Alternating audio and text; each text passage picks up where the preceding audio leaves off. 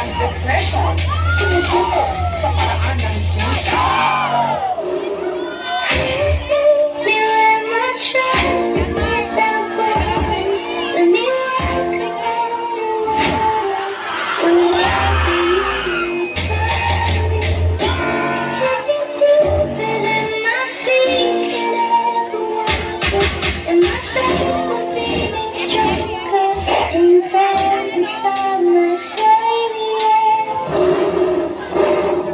Sa higpit ng kadilimang bumabalot sa isip ko.